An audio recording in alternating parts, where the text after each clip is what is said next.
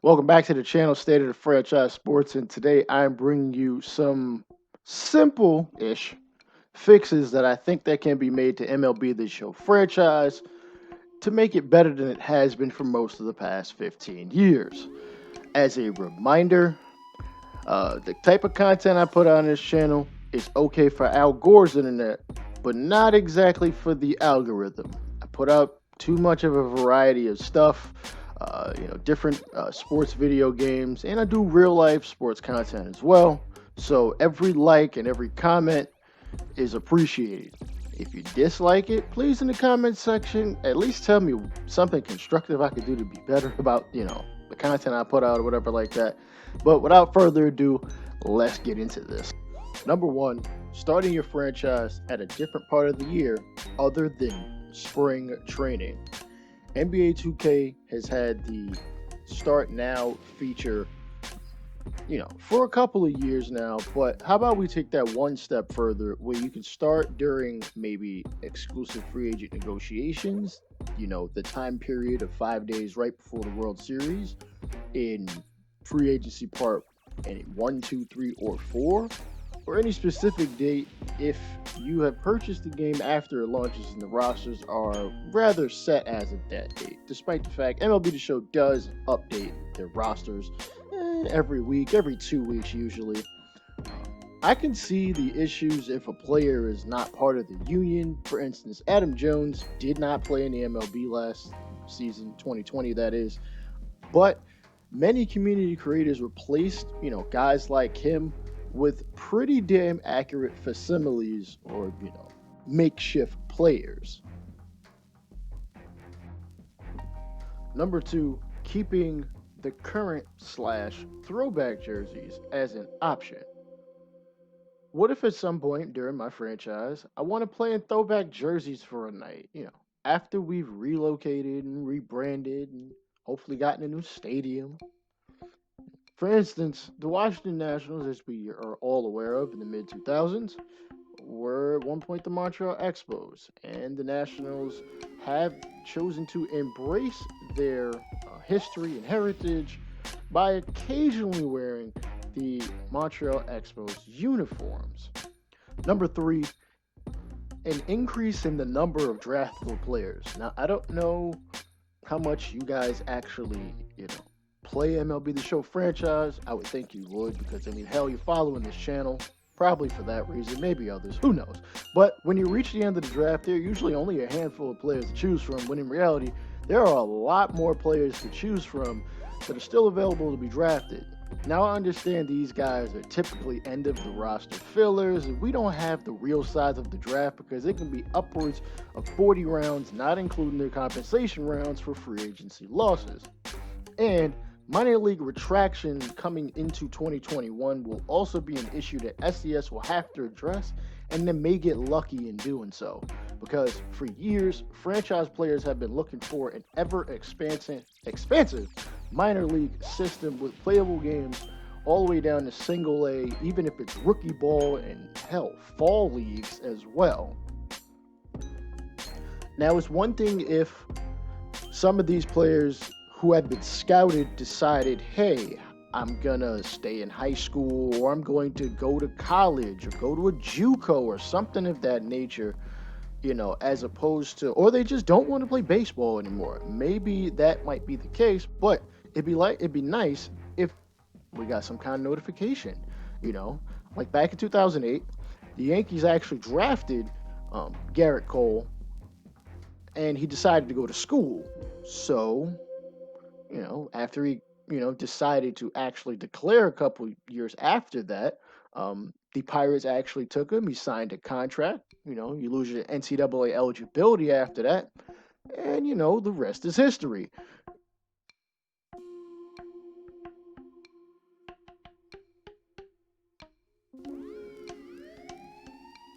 Number four, available budget.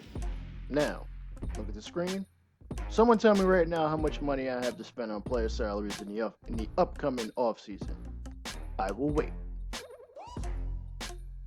If you cannot figure that out, it is because SDS screwed up by removing available budget and stupidly replaced it with weekly spending like that would help anything. Listen, in school, math was my best subject. But this algebra equation and all the mathlete gymnastics we have to do to maybe figure out how much we have to spend on player salaries is ridiculous, to the point where not even the sim heads at Operation Sports can figure it out precisely. Just give us something easy to work with. If you aren't sure because it's the middle of the season and you're still, adding up and projecting maybe how much money we might have to spend because we still gotta sell tickets and all of this stuff, then just make it a projected number. That's fine. I don't have an issue with that. But give us something concrete, feasible to work with, or else we're out here just guessing. Also, I'd like us to actually be able to see what the CPU is doing as well, because sometimes during trades and off-season moves, they're not able to do it because they don't have the budget. I understand that we can use sponsorships in order to increase our revenue, but the CPU doesn't do any of that, which I find unfair. Like, if the CPU should be able to do what we do, therefore we're all on the same playing field, not just the diamond. Number 5, a dedicated upcoming free agent screen. Free agency seems to be a really big talking point for, MLB Network, NBA TV, ESPN's pretty much free agency, sports channel, because I don't know how often they really talk about the actual games themselves. But wouldn't it be a lot easier if you had a screen like NBA 2K? Tells you all the guys who are in the last year of their deal, where they're playing, how much they're making. Maybe you might, send some draft picks. Now in baseball, you can't, trade draft picks, but what you can do, you got prospects.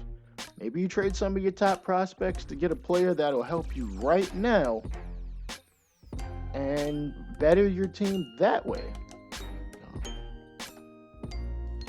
As you can see, these are the next, couple of free agency classes. Mike Trout would have been one if he didn't sign that $425 million extension. But instead, you have the likes of Francisco Lindor, Carlos Correa, Trevor Story. You've got guys out there that a team who isn't going anywhere might be willing to trade to you for, some good prospects. Number 6, contract transparency. In a lot of the older MLB the Show games, you were able to see how much exactly you were paying a guy on a per year basis when we had no control over how those contracts were structured. Back then, they were automatically structured as backloaded or escalating on a per year basis. On top of that, we used to be able to sign minor leaguers to multi-year deals. Why are we only able to sign them to 1-year deals? Come on. That's something I'd expect from Madden.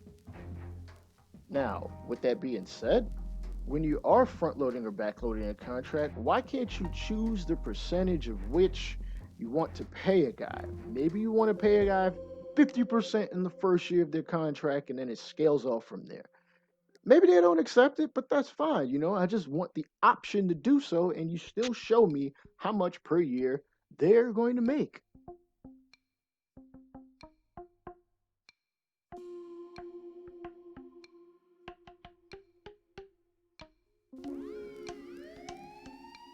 Number 7, injuries that extend past the season. Now, I'm going to do something rare. I'm going to give Madden some credit. When guys get injured towards the end of the year, they keep that injury all the way through the offseason. So I took a player on the Twins roster and decided to manually injure them with something that would extend well into the offseason, if not well past the beginning of next season. For instance, Tommy John surgery will cause a pitcher to be out anywhere from a year to 15 months, depending on its severity.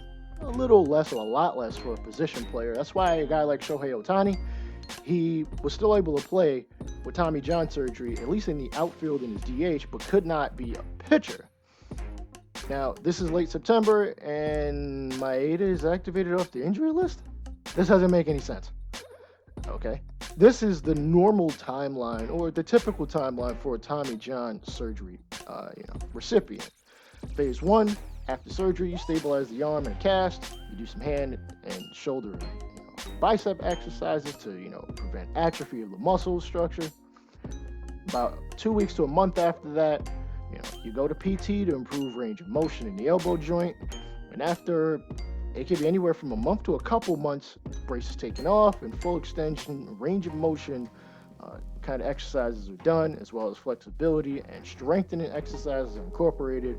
But now I'm not going to give the devs 100% shit for this, because I don't expect them to know this, but it's a little disrespectful to franchise itself to just have a guy get injured with a serious injury, for instance, an ACL tear. You're out for 6 months at least, and then they come back after the World Series is over. Like, it doesn't make any sense.